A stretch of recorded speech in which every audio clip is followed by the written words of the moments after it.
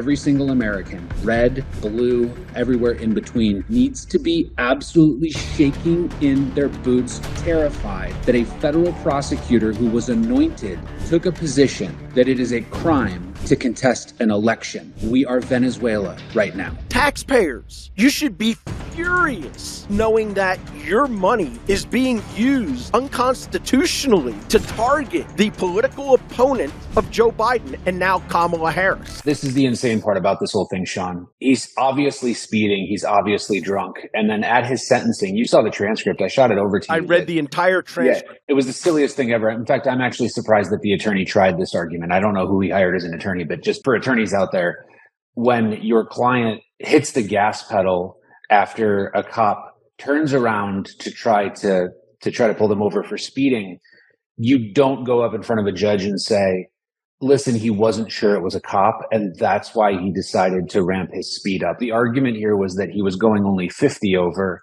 but then he started going even faster. The problem is that with that is we have alcohol in the mix. And clearly, even if he did make this mistake that he thought that this wasn't a cop, that's because you were drunk, bro.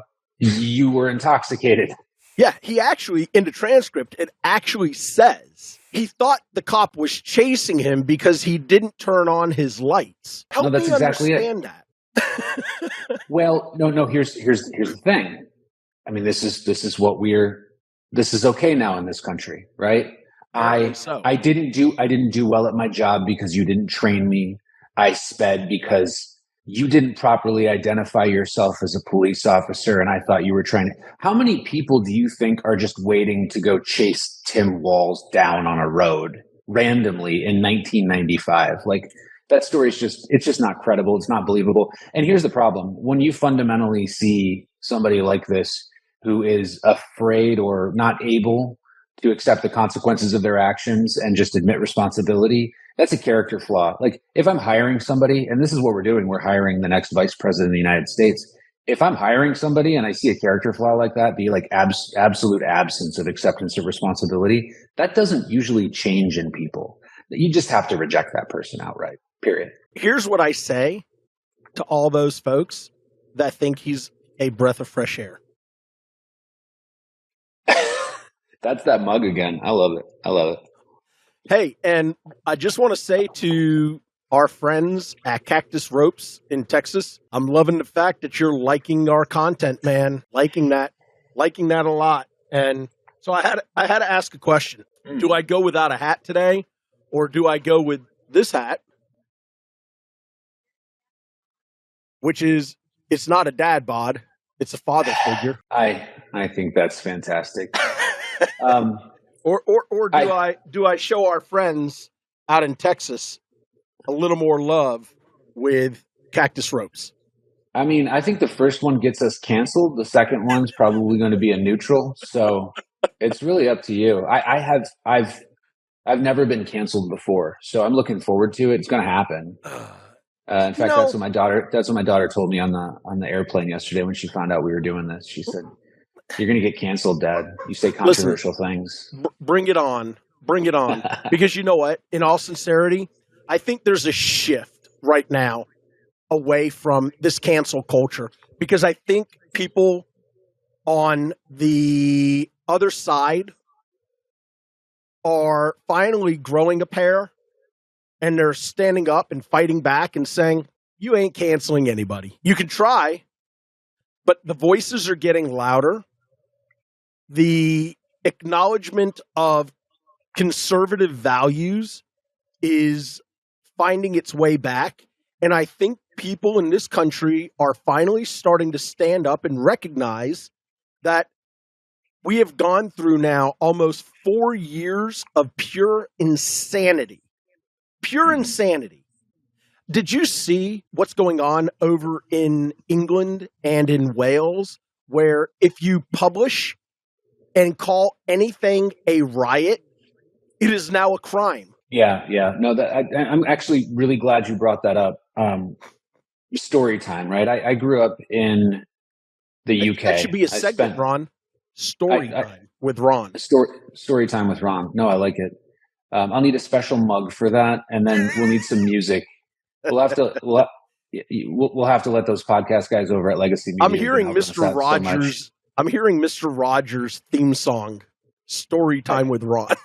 I think it's perfect. We'll have to let those guys over at Legacy Media who've been helping us out so much. We'll have to let them know to get that story time segment going. Yeah, and let's give a quick shout out to Legacy Media and to Ryan and his entire team over there, because they are taking our content, they are taking what it is that we are doing, and they are making it just absolutely incredible. They're making it great again.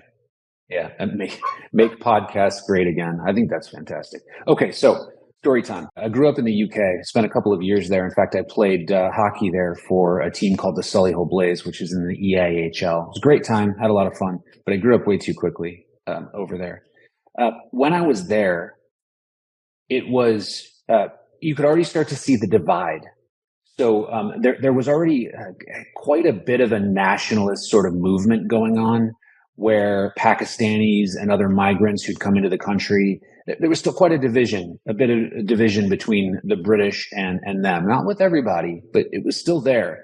And here's the problem. As you started to pack people into that country, the welfare state that is the United Kingdom started to grow. And then you have these people who are on the dole or sort of part of the welfare state and taking all of the social services, including socialized medicine. And you see migrants getting packed in who aren't necessarily contributing to the same tax base that we're seeing. Now, a lot of people may say, hey, no, they definitely were contributing to the tax base. I don't know. But what I do know is that a lot of people who were taking advantage or were part of the welfare state that they had there were getting increasingly disgruntled because they weren't seeing the productivity from others. And this is a simple Hobbesian thing. When we have a social contract, I get socialized medicine. I follow the laws of our country. When we have a contract where people are invited in through a legal immigration process, and then they're supposed to take part in our country and help it flourish, we're all part of the same company, right? We all have to pick up an oar and we have to row the boat forward. But when a certain segment is not, that creates a lot of disdain for that segment. I'm not here to say whether or not people weren't carrying their weight, but I am here to say that when these Brits started to see housing being erected in certain areas for the sole purpose of housing migrants, as opposed to disadvantaged Brits, they start to feel that they are absolutely on the wrong end of the system. And you are seeing exactly what Thomas Hobbes back in the British Civil War predicted. You're seeing people take up arms and riot because the leaders decided not to govern and not to take care of their people, all of their people, right? That's what it's really about. It's not about taking care of a specific subset. It's about taking care of all of the people with the decisions. And they forgot about them. Why? Because their voice didn't really matter anymore on the world stage, and we were trying to pack as many migrants as we can in. Then the other thing that happened, and I'll finish this really quickly, is that they essentially suspended habeas in England. A lot of people didn't see this as the drastic move that it was, but they proposed and offered to create 24-hour courts for rioters in the United Kingdom, where if you were caught rioting, you would be tried and essentially convicted within 24 hours. That's like Bruce Willis. I think that movie was called Citadel, saying, I'm the general, I'm taking over New York. And, if we capture you because you've done a curfew violation, now you get to be tried and hung or whatever the hell is going to happen. Yeah. I mean, this is just, it's gone too far. But we have seen this again over the last year and a half with the massive influx of illegals coming across the southern border. And at first I found it comical that the governor of Texas and the governor of Florida were taking these migrants and shipping them to these sanctuary cities. And all of a sudden now the mayor of New York is coming out and saying, hey, you can't do this, man. We don't want them. Wait a minute. What happened to being a sanctuary city? Because what started happening were the minorities within these cities, right? The African-American community was saying, wait a minute. we're already socially and economically repressed. And now you're bringing these undocumented illegal aliens into these areas. You're putting them into the housing that's supposed to be created for us, for those who can't, afford to be in anything else.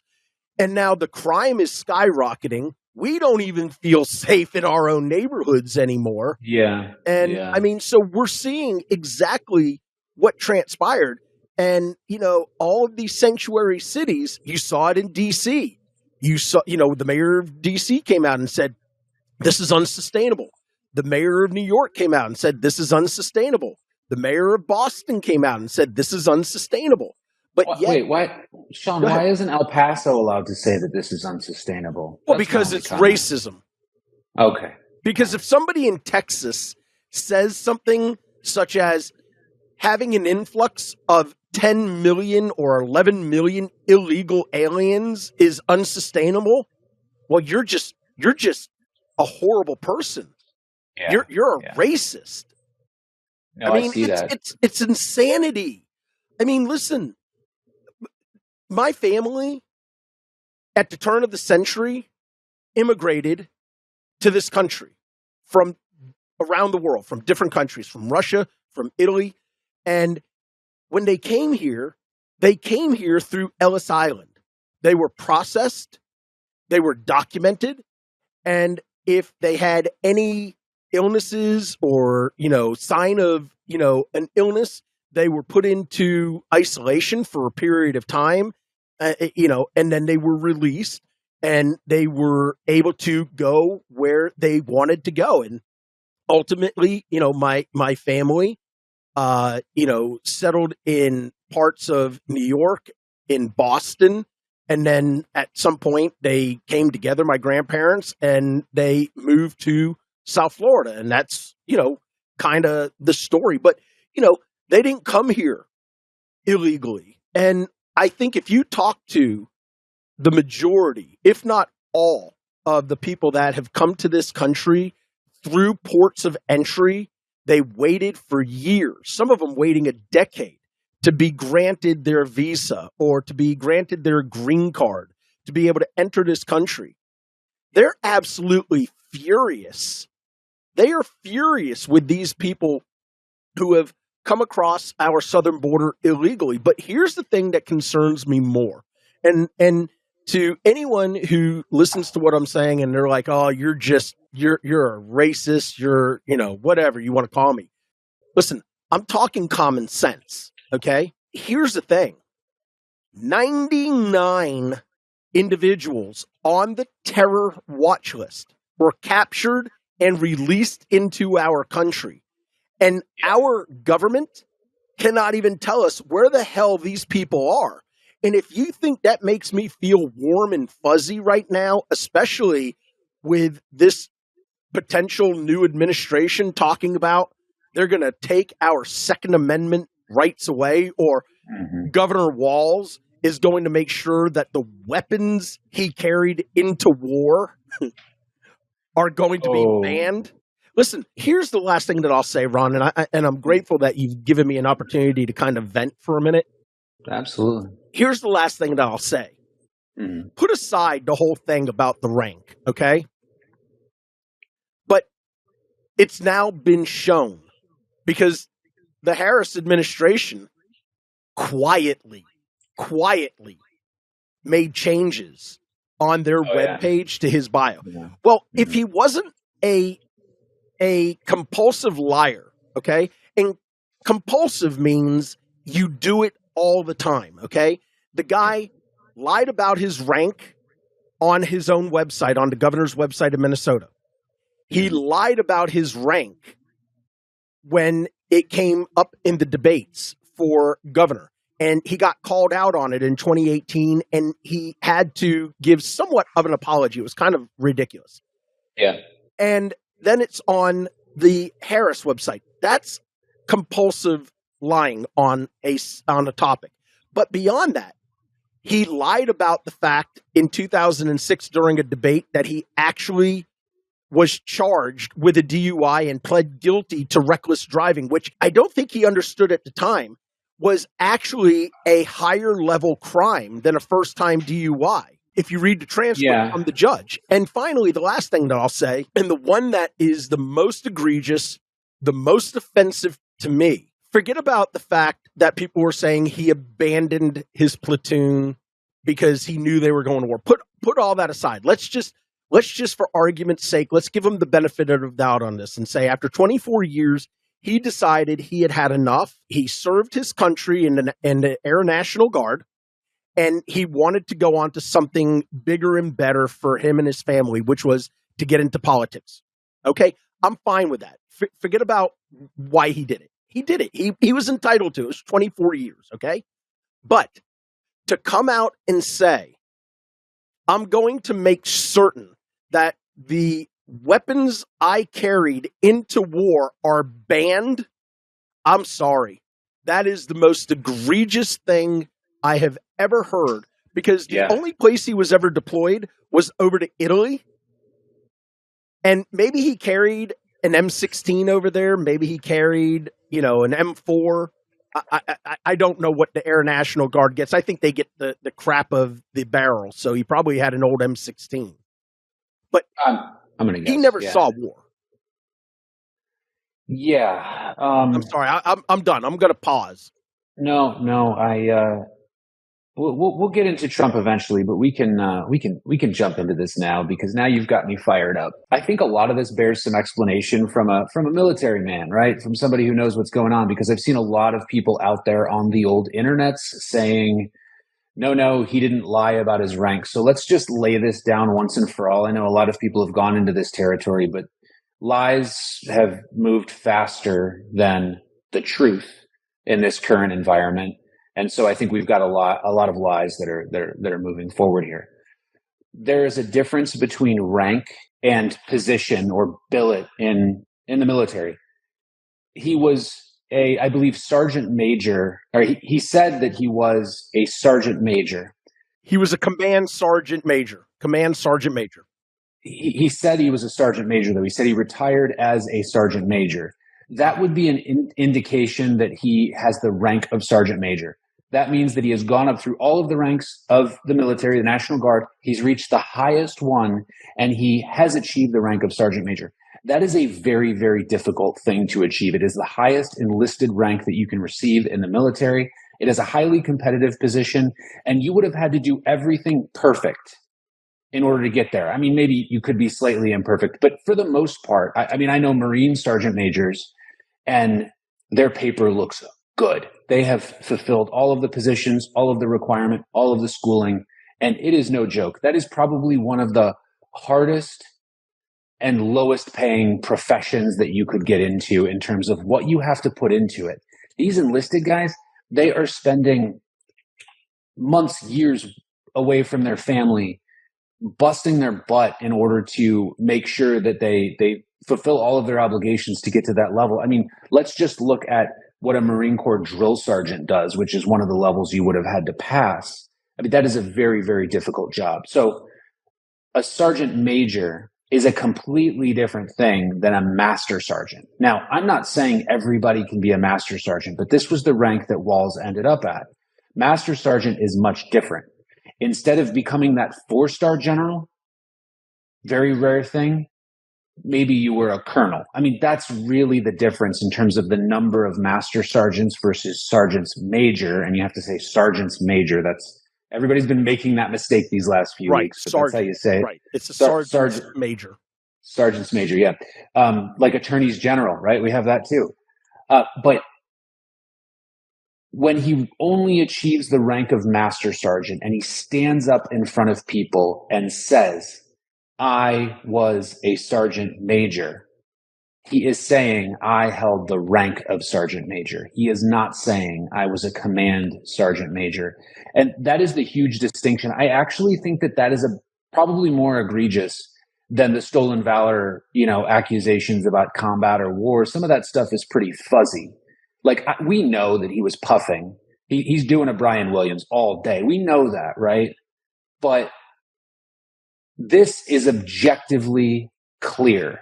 You said you were a sergeant major. You weren't a sergeant major.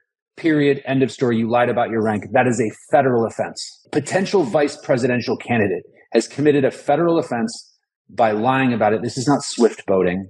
This is keeping people honest about their sacrifice to the country, because there are so many of us who sacrifice for our country, and we don't like people standing up with a microphone and trying to flex some credential of being a sergeant major. I think this is way worse than John Kerry and his swift boat story. I think this is way worse. I mean, yeah, absolutely. And you know, folks, again, be independent. Read independent sources. Do your own research, like what Ron and I do. I didn't read some BS story that was concocted to try to whitewash what transpired with Timothy Walz in 1996 with his DUI.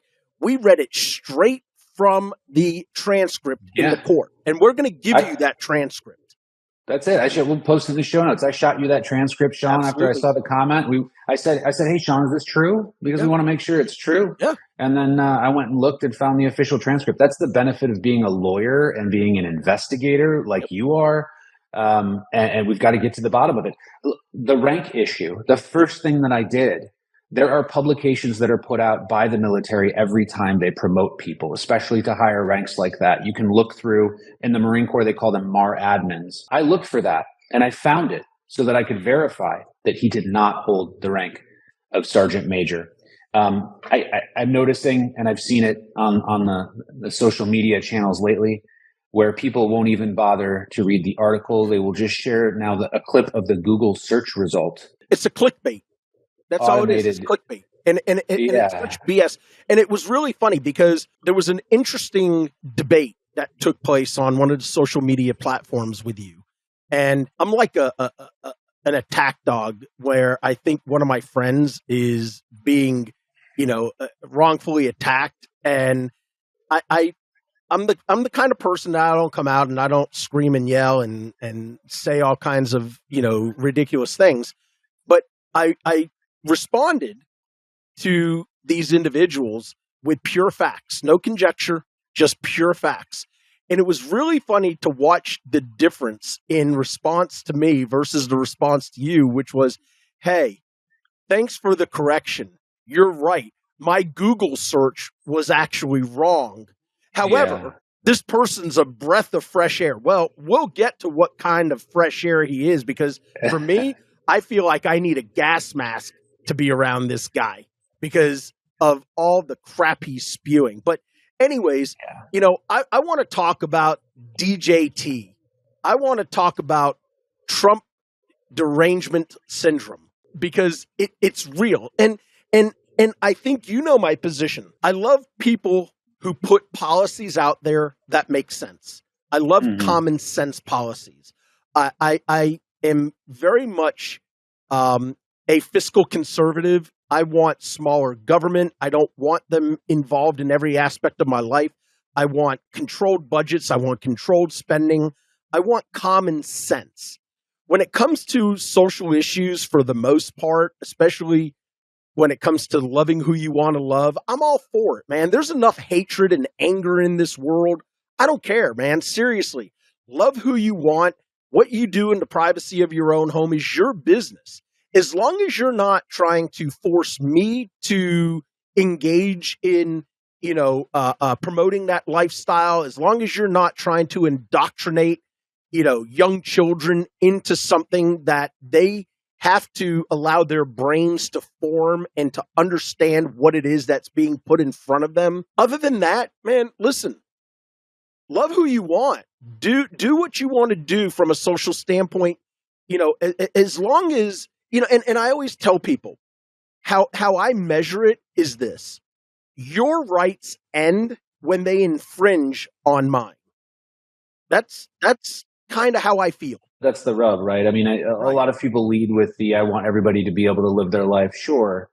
But all of these discussions, every discussion that we have in this society relates to the bumping up of two rights against each other, or the bumping up of two individual liberties against each other. And oftentimes it's multiple, right? When we get into arguments about what is considered hate speech. And by the way, common misconception, I had to clarify this, and I try not to be a sort of keyboard warrior here, but I care about the Constitution. I care about, the military. These are topics that we really have to make sure that we keep people honest on, because if people who know the truth don't say anything, the lies propagate, right? And they become the information that is now spewed. But let's go back to this. When we have a situation where these rights are bumping up against each other, like in a hate speech context, that's when the Supreme Court makes a test. So we've had people out there saying Donald Trump's statements are hate speech. Okay. Is Hezbollah committing hate speech as well, right? What do we do about this hate speech, and what is the test? Well, the Supreme Court has made it very clear. Everybody who's been around for a few years remembers the Westboro Baptist Church case. I can't remember the actual case name because I think the guy's name was Schneider.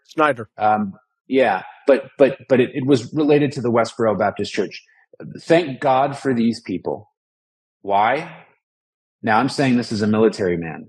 I was in the military. Bodies were coming home. Somebody like Larry Flint, the founder of Hustler magazine, we wouldn't have the people engaging in the type of extreme speech that is necessary to push the boundaries of the First Amendment in order to test it. Okay? So Westboro Baptist goes out and protests. People get angry. The case goes all the way to the Supreme Court. Can we restrict the speech of these people that we hate? Absolutely not. The court has been very clear in near unanimous opinions. Westboro Baptist was like 8-1, I think. 8-1.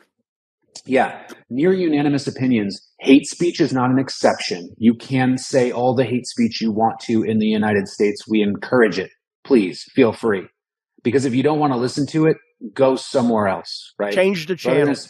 Brother and sister are fighting, go into a different room, period. That's it. You have that right because you have freedom of movement as well. Now, where do these rights bump up against each other in a sense that we really need to protect it if we're the government? Well, it's in this one issue. It's when your speech is akin to criminal conduct that is harmful to another person. That's when it really becomes an issue. So everybody uses this example, fire in a movie theater. Now, I think that example probably came from the 1920s or something. Well, we have sprinklers now. We have like fire retardant materials. We have lit exit signs. I think if somebody yells fire in a movie theater these days, because alarm systems exist, right? People are going to not really stampede out. But so first we have to say, okay, do we live in an environment where if we say fire in a movie theater, it will cause a stampede? It is surely to. Well, we no longer have the sensitivities that they had back then about potential fires in public spaces because we've taken care of that. So that example is already kind of trash.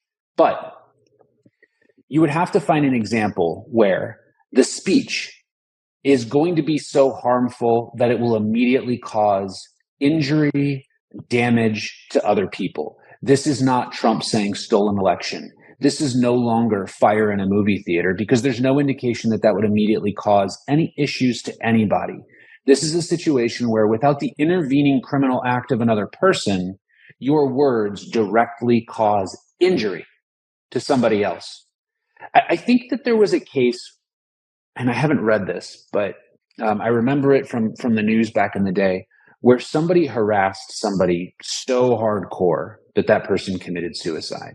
And I think they were charged for that.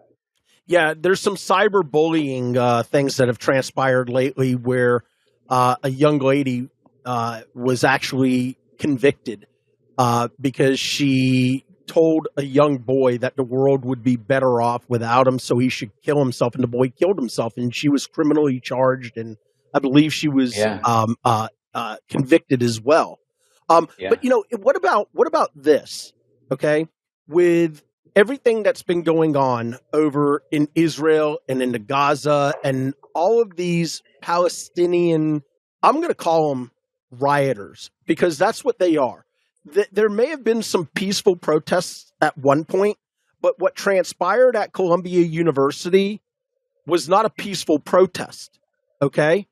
what has been going on in Washington, D.C. with the defacement of federal property and using these paints that are unbelievable. But here's the thing that I would like to just point out very quickly about these young kids who are coming from these upper middle class or affluent families who think that they are social warriors and that they are out there.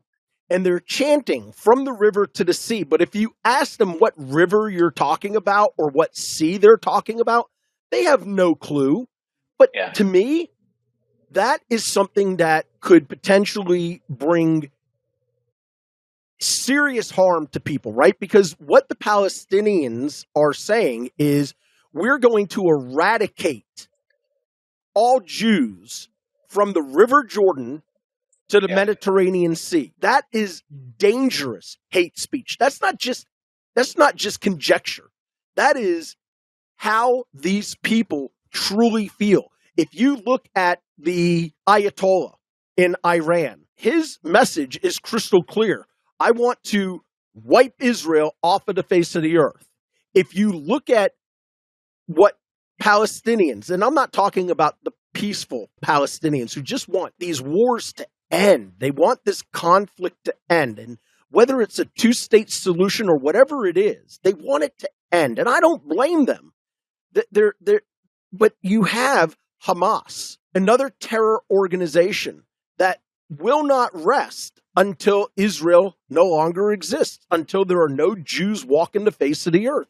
And I think it is absolutely shameful that we have allowed this anti-Semitism to resurface after what the world was subjected to under Adolf Hitler. And maybe this is a good place to transition into, talking about Donald Trump if you're ready. But with the liberal media networks calling Donald Trump Hitler and putting his face with the little patch mustache and trying to make him look like Adolf Hitler, this is absolute insanity. We should never, ever want to see in this country what transpired in Nazi Germany in the 1940s. The extermination of millions of Jewish people put before firing squads used by their crazy, loony scientists as experiments, put into gas chambers, baked alive, women, men, children, women raped, treated like animals. Why would we ever want this kind of speech in a country that's supposed to be a beacon on a hill for the rest of the world?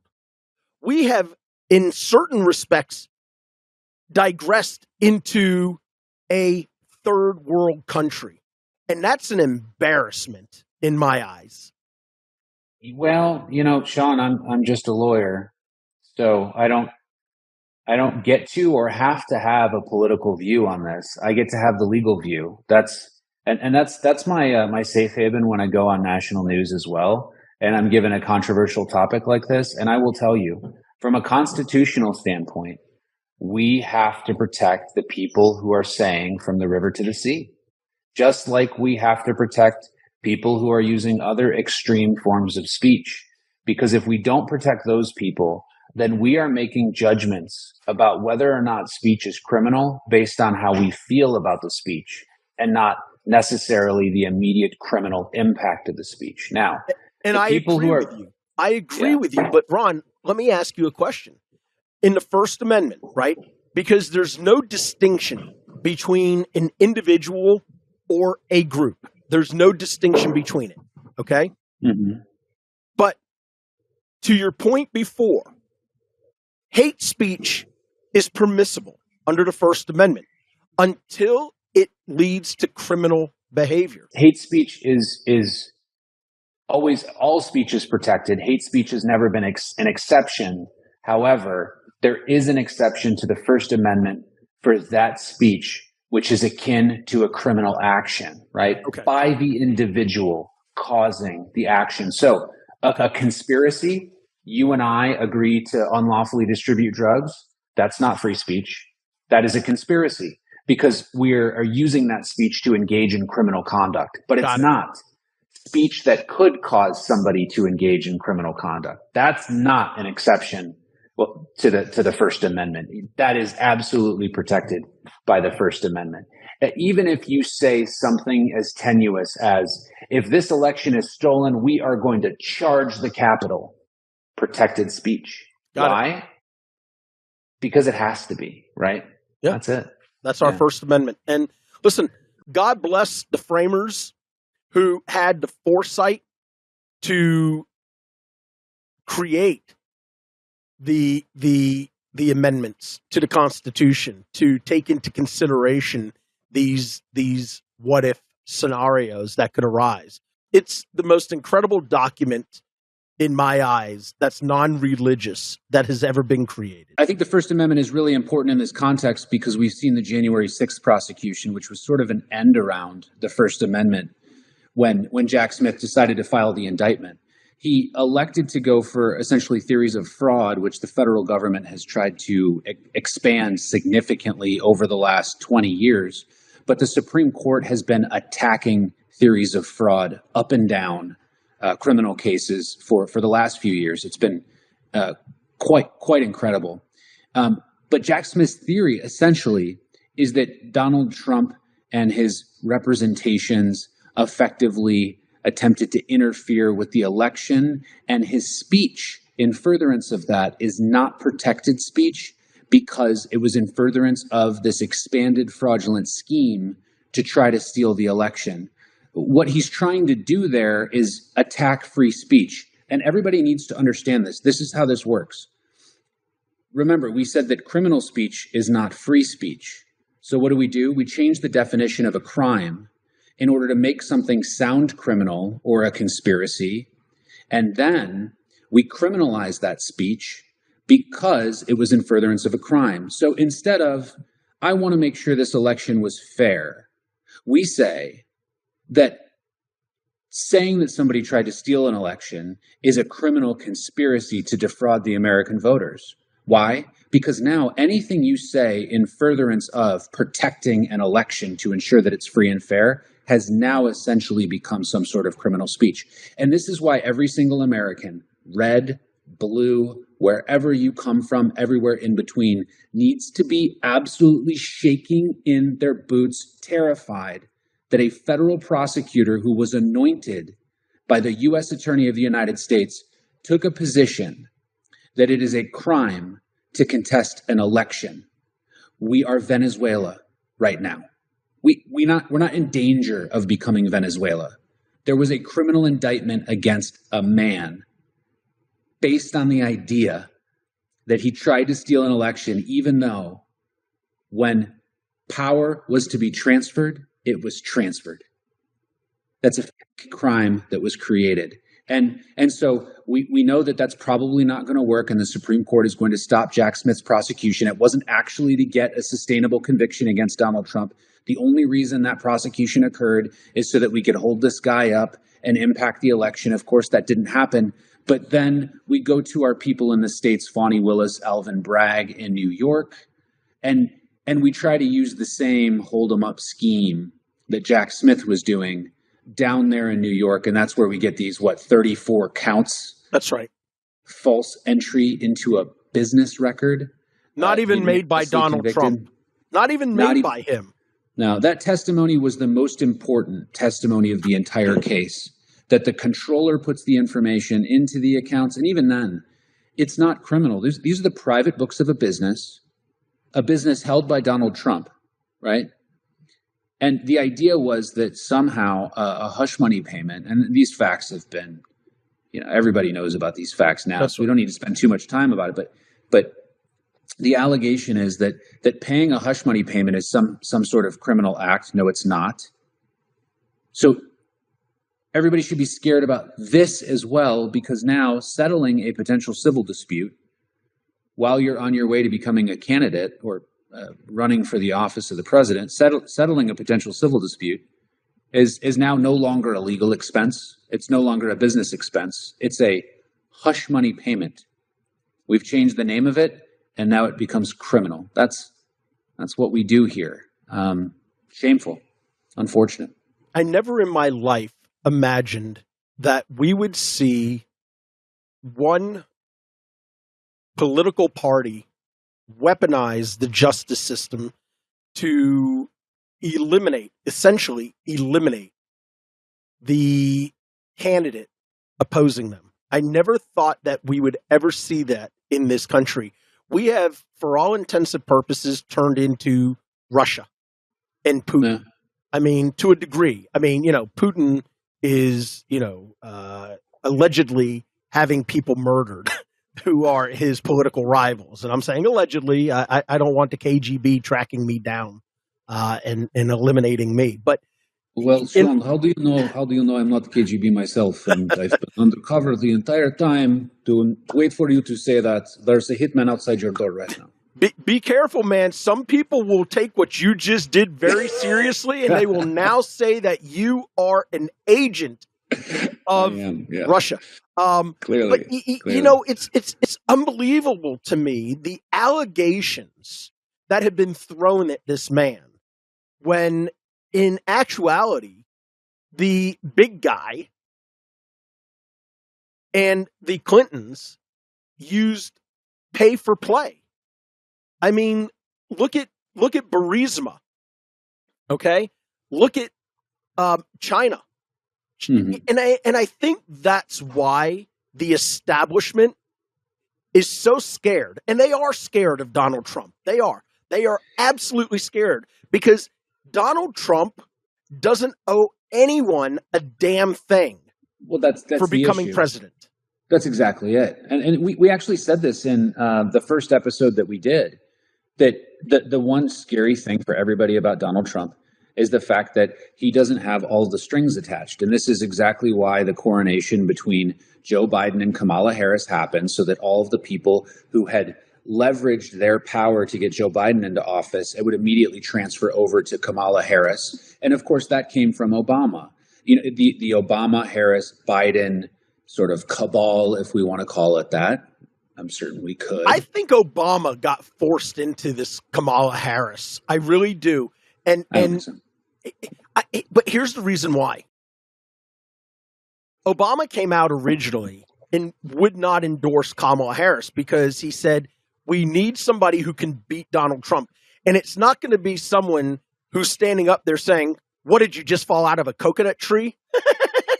I mean, it's just not. Okay. So the problem that I think Obama had is that there were other forces at play, which he didn't have enough time to coalesce all of them and put his team together.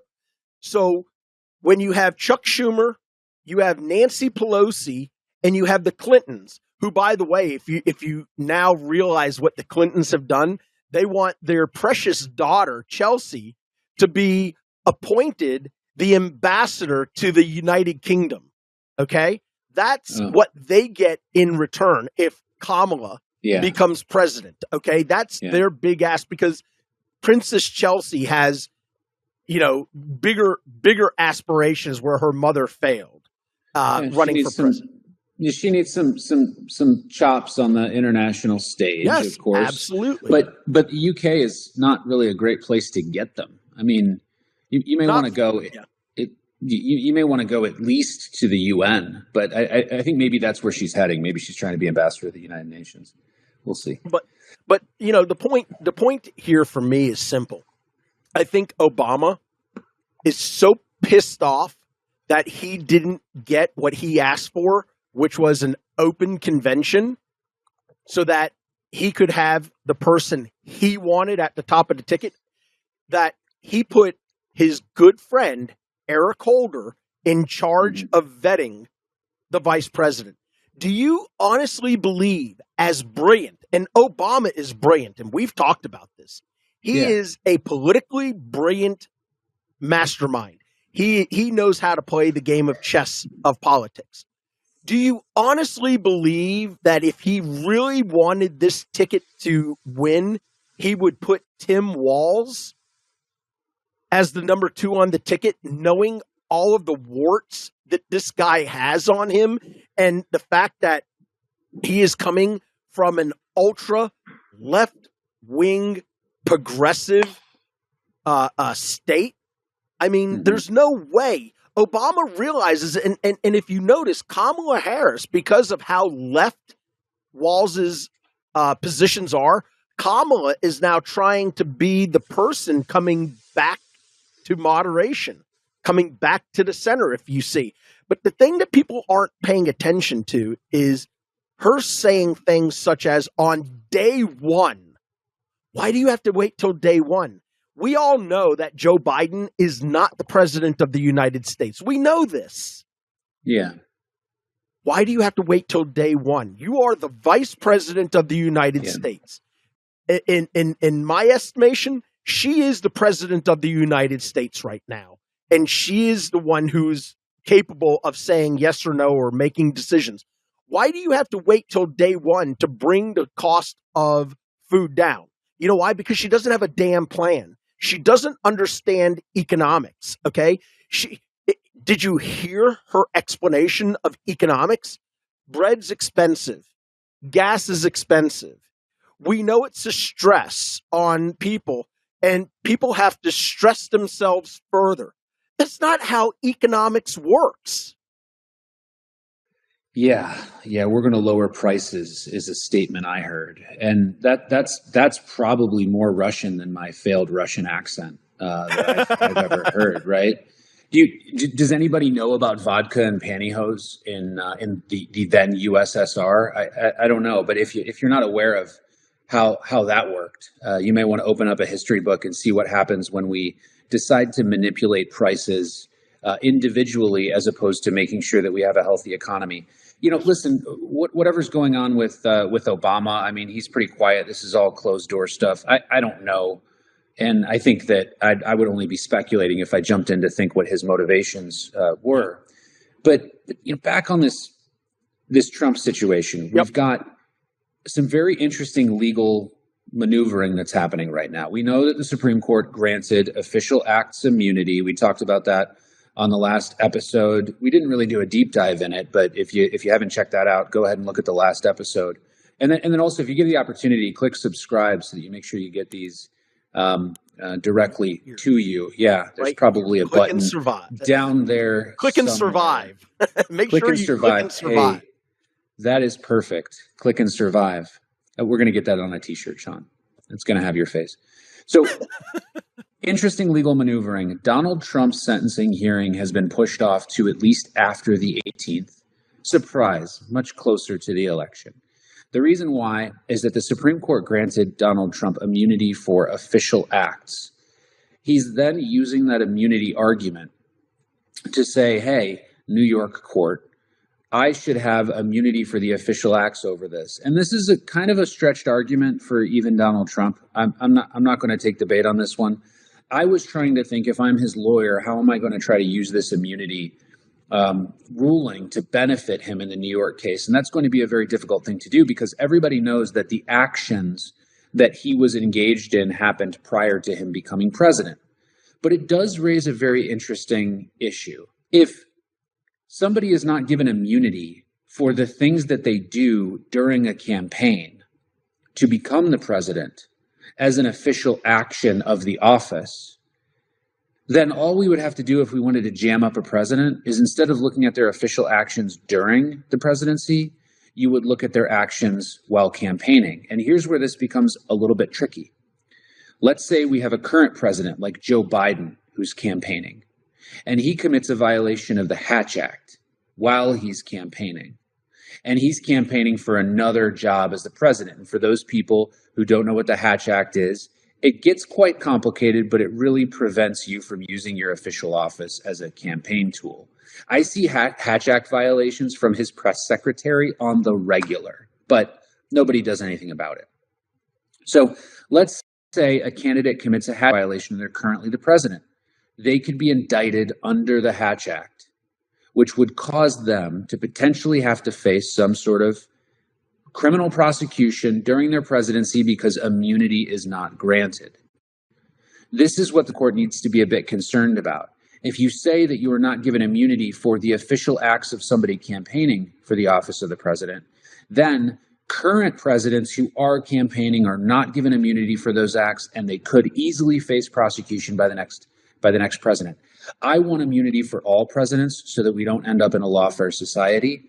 I think that it is a very good idea, but I do think there needs to be limits. The official act limit is a fantastic place to draw the line, because we don't want Justice Sotomayor's out there saying, if you hire SEAL Team 6 to assassinate, Barney the dinosaur, which arguably I think should be an official use of government power. He needed to be assassinated a long time ago.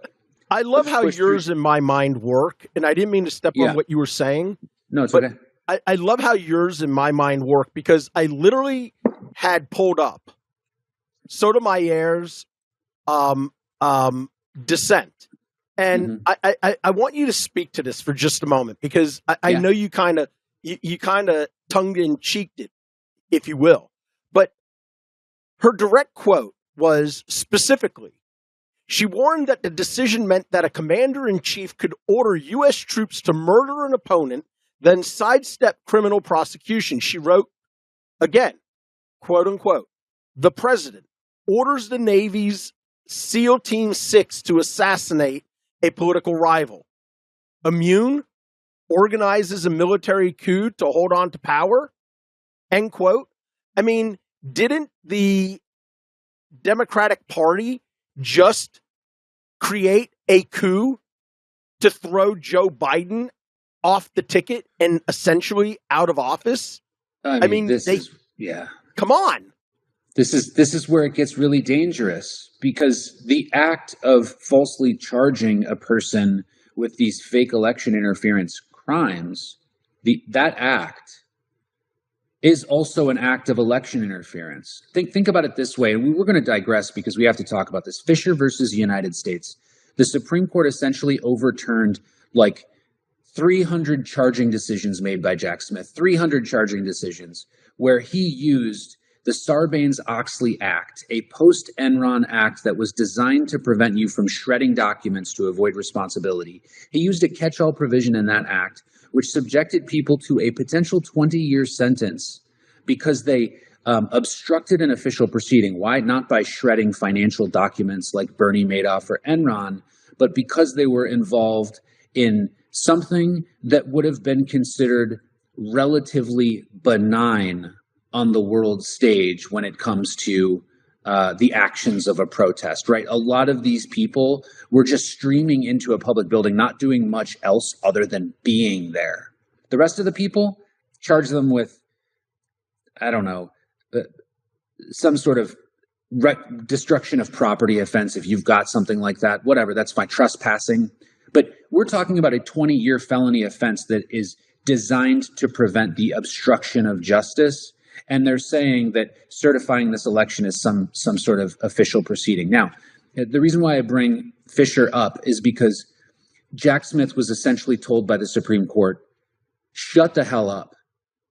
There is no way in hell that this charge should be used against these people. Fisher gets reversed. The convictions of those other people need to be dealt with. So how is it that a prosecutor goes to charge a few hundred people with this broad obstruction statute before Donald Trump gets charged with something? Why did it happen that way? It's very clear what Jack Smith did. He wanted hundreds of people to plead guilty and seek mercy of the court and blame Donald Trump for his behavior in saying something to cause them to go out and do it. Those statements were encouraged at sentencing in these sorts of cases. You know, I'm sorry, I got whipped up in the crowd and I heard Donald Trump and I got really excited and that's why I committed my crime. I'm sorry, judge. And these judges were like eating that stuff up because they knew that in Washington, after a few hundred of those prosecutions, then Donald Trump would be so hated and that it would be very clear that he was the cause. And now they've got 300 witnesses to say Donald Trump made me do it, right? Meanwhile, Tim Walz is over here. People are burning 1,000 buildings in his city, and he charges 11 people with arson, right? I mean, this is just rampant election interference. So Donald Trump's going to go to sentencing, and I'll just throw down my prediction here, Sean. I don't think he's going to get jail time even from this judge.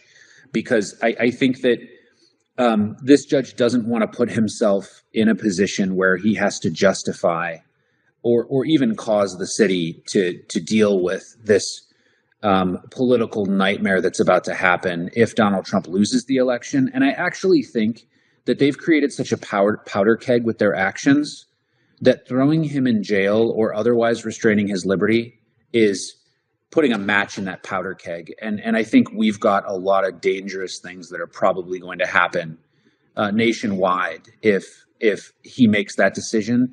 And I don't think some lowly judge in New York wants to be responsible for this Gulf of Tonkin incident that he's about to inspire here. Because I think that he understands that there are consequences to even that blatant form of election interference that he's engaged in. So what do we need to look out for here as Americans who are a little bit concerned about this government action? We need to look out for those subtle restraints on Donald Trump's liberty that are going to look like a completely normal response to this supposed criminal activity, and are going to restrain him a bit, but not completely restrain him. There may be continued gag orders and restraints on what he can say. There may be probation conditions that require him to report and do certain things. There may be the addition of some sort of class, public service counseling, something like that could be included that may be difficult for him. There could be a long probationary period that really doesn't have too much in terms of teeth, but it's just looking for some other action where he could then revoke Donald Trump's probation status. He's going to try to keep a hook over Donald Trump so that this judge can keep his power over the president of the United States and potentially hail him back into court. He knows the New York Court of Appeals is going to dismiss this case. So he's going to try to get as much as he can done during sentencing without sparking all of those problems that I just alluded to. Yeah, I don't disagree with you at all.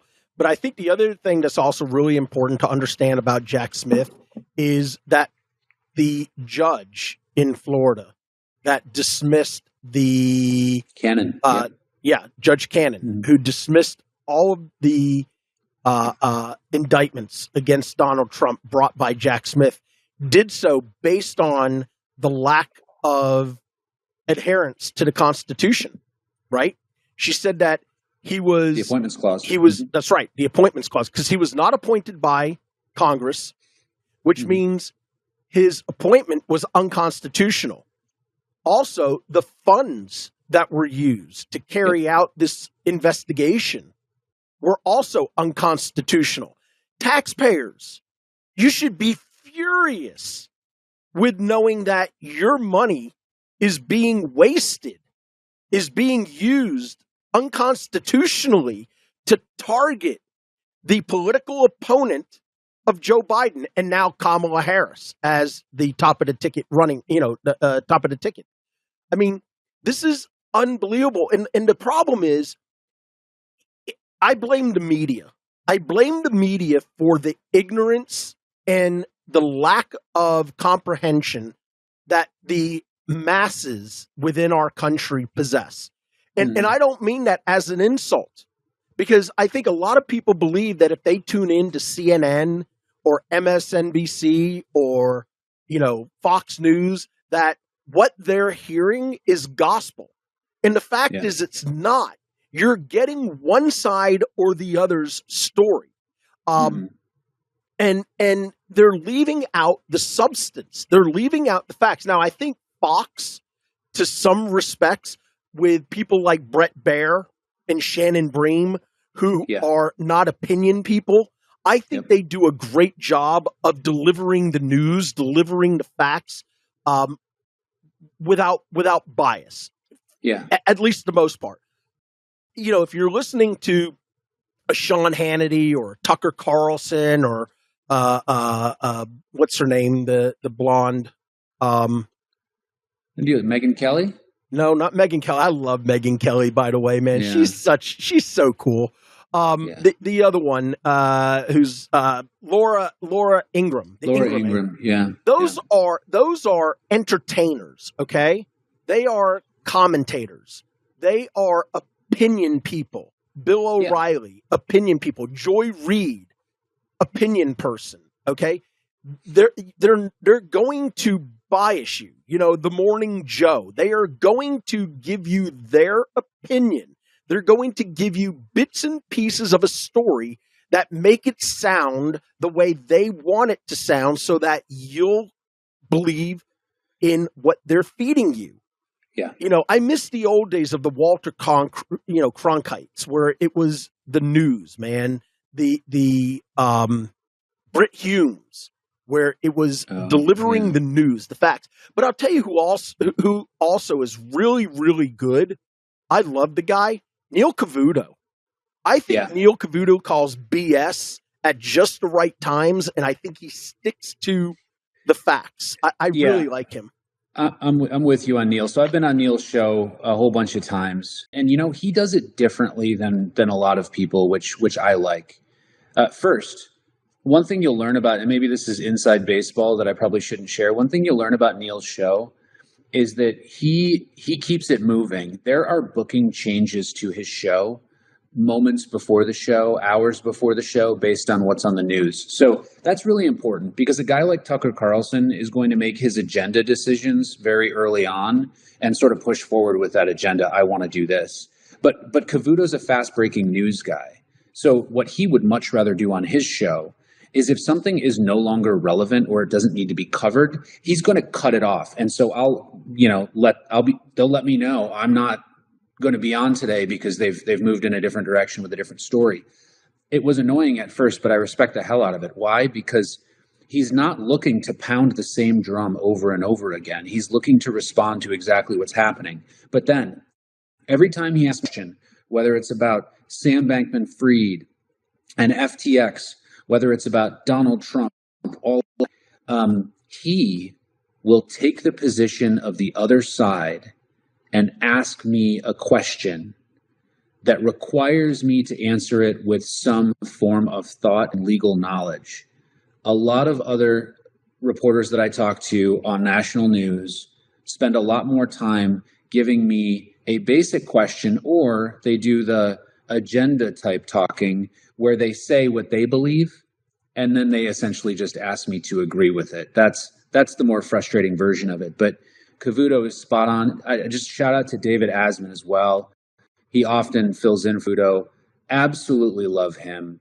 And there's been a couple of other shows on Fox that I've been on that I've loved having some time with them. I will say that overall, I do see Fox moving a little bit more to the center. I also might see CNN doing their version of that as well. Maybe we're going to start getting some balance. We've obviously got MSNBC still out there doing absolutely wacky things. Yeah. But back on the Trump situation, we've got an interesting conundrum here. This judge sitting in New York needs to decide Donald Trump's issue that he's raised related to immunity. All of this is a matter of first impression, because the Trump immunity decision just recently came out late in the Supreme Court term. So he's going to have to write an opinion determining whether or not this case will go to sentence. You raised some very good points about Judge Cannon and the appointments clause. Alvin Bragg doesn't have the same issue, but we also have the January 6th prosecution and Chutkan to contend with that people have sort of forgotten about right now, but that's about to become the main center stage when Donald Trump gets probation in New York. Then all eyes are going to be on Chutkan and what she does. Does this get stayed for later? Or is it going to be a situation where Chutkan is able to continue with her case even against the sitting president of the United States? She's going to have to decide the appointments clause issue. And so I'm so glad you brought it up, because this is going to be the fundamental fight for our country going forward. Here's why the appointments clause issue is such a problem. When we have a system of checks and balances, our justices are appointed. We know this, right? And then they are confirmed. The president doesn't get to choose who a Supreme Court justice is. This is why I find it quite odd when people say a president chose these justices. No, we still need confirmation. Remember Kavanaugh? That was not easy, right? That's right. It's a rigorous process. So the democratic process is playing out. But when we have U.S. attorneys and the attorney general, that is a cabinet position of the executive office.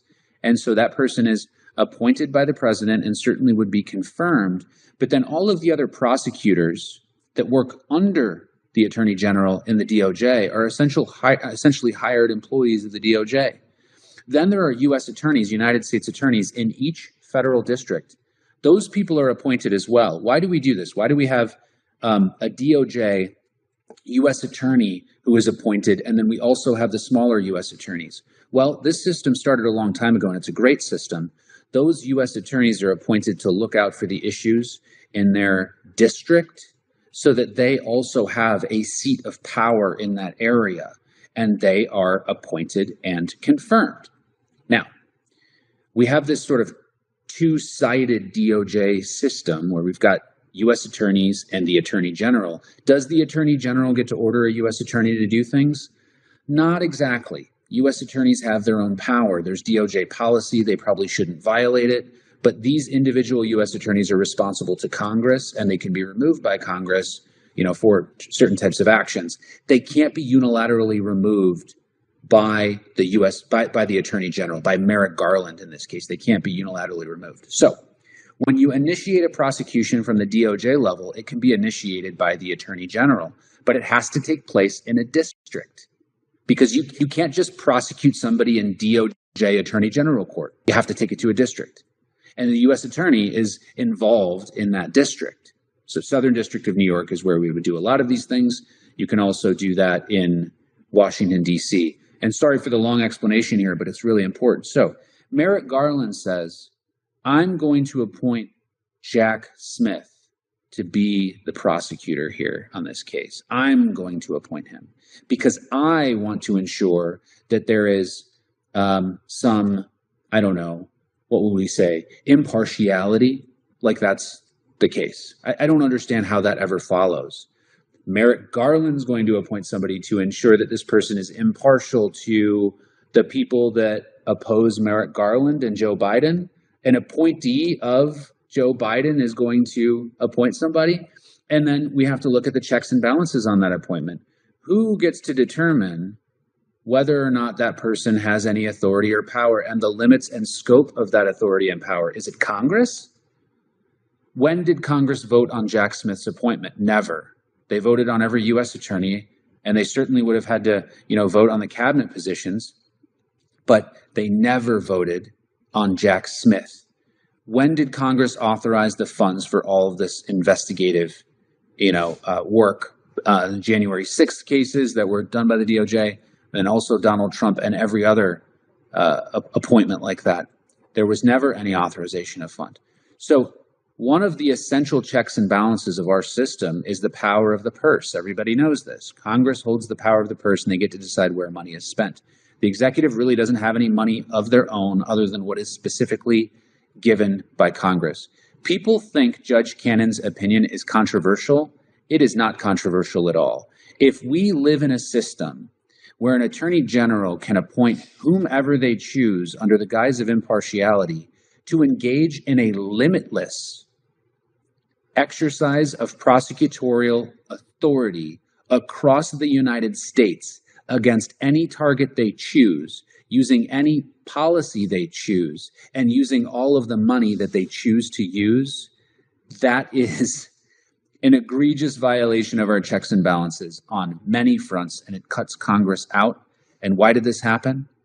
Because of some supposed idea that we need impartiality, but we're not going to go seek authority from Congress. It's shameful. It's wrong. Judge Cannon's opinion is correct. Judge Chutkan won't follow it.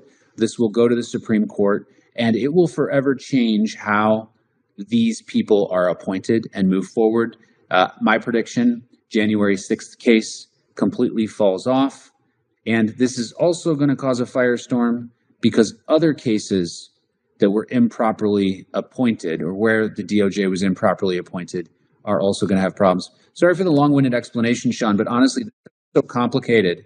I think it's awesome. And I mean, this is all part of the 88 count indictments against Donald Trump. And I think what people need to understand is the difference between Jack Smith simply being put into place by the Attorney General, Merrick Garland, versus Ken Starr, who was actually confirmed by the United States Senate. Yeah. And that's the big difference. And you may remember Ken Starr from the Clinton impeachment. You know what, Sean? Sorry. Yeah. We might as well just get Saul in here to talk about those days. Just going to say. Sorry, I beat you to it. I'm sorry. I swear to God, I was just going to say, because a mutual friend of both of ours, and he's become a very good friend over the last couple of years. I've been so blessed, to work with you on cases. I've been blessed to work with Saul Weisenberg. Love me some Saul. Let me tell you. And for those of you that don't know who Saul Weisenberg is, he is the attorney that led the impeachment effort against Bill Clinton. I mean, he was involved. Yeah, I'm not sure exactly what his position was. I think there was a lot going on there, but he could definitely speak to what a proper appointment looks like. And I think, if you all are interested in having Saul jump in and talk to you about that, because I'm sure he could talk some inside baseball, just drop a comment below and let us know. I certainly want to hear if people are interested in going into that sort of depth on the appointments clause. And then so you get the next episode, hit subscribe for us. Absolutely. But listen, I think everything that you have said, I agree with you. And not because I like you. I agree with you because it makes sense, because you're speaking about the law. And while the law is supposed to make sense and it's supposed to, it's supposed to be, blind and unbiased, I think you're going to see the cases carried forward, but eventually it's going to wind up at the Supreme Court. I think the Supreme Court is going to look at this and look very carefully at the Constitution. And I think even people like Kagan and Sotomayor are going to have to look at this and say, this is a problem. And if we don't do what's constitutionally correct, we are setting a precedent for the future that Democrats will now be in the same situation, because I think ultimately Joe Biden could face criminal prosecution. Now, they may come out and say he's a kind old man who forgets things, and that would be a reason not to prosecute the guy. But I mean, I know. I'm sorry. I give these little. You want to get me going on the hooks. Hur? Now I want to open up the Hur report discussion. I mean, I did so many news hits on the Hur report, and I read that whole thing and I broke it down. Yeah. And I'm just sitting here absolutely astonished that somebody can escape prosecution because of how they're so mentally infirm that they cannot comply with the law, but that they are the executive who swore an oath to uphold and protect the law, but they can't be held responsible to know what that law is and to actually follow it. Meanwhile, we've got somebody facing prosecution for the exact same thing. Really quick, Sean, on the classified records thing. Yeah. Here's the problem with classified records, and here's why they pursued it against Trump. It's low-hanging fruit. Of course. When you have people, and you know this too, when you have people involved in the dissemination or use of classified material, handling classified material, Sean, is not an easy thing at all. I was a prosecutor in the Marine Corps, did a ton of classified material investigations. And let me tell you, if I was indicting those people federally every single time there was a classified issue, our leadership would have been completely destroyed. It's a mess. For example, you sit down in a classified meeting and you take notes. Talk to General Flynn about those notes. Those are classified material. And he was indicted for that and obviously convicted for it. But the concern here with classified material is that it's used as low-hanging fruit against somebody like Donald Trump in order to be the first foray into charging somebody. An easy kind of objective offense, that was the one that was the kind of the first move towards charging him. And once you've done that once, adding on felonies in all of these other states became a little bit easier to do. And that's exactly why this entire approach was strategic across the country, right? They drew a bad judge, but that was going to be that first foray into this case. Very troubling stuff. What we really need to do with classified material is I believe in what Grush has said. He's the UFO guy who's been going around. I'm not saying I believe necessarily in all these programs he's talking about, but fundamentally we have too many pieces of information classified that never should have been. We have too much information siloed. Much of the classified material isn't really protecting any sort of secret. It's just classified because of how it is. I think that we just need to overhaul our system of classified information and administratively hold people responsible. That's my classified diatribe. I hear you. All right. Thanks for tuning in into today's episode on The Wall. If you enjoyed our discussion or have thoughts you'd like to share, make sure to like and subscribe, or as I say, like and survive. Leave a review and don't forget to follow us on social media to stay up to date. Until next time, stay informed, stay engaged, and keep the conversation going. Take care.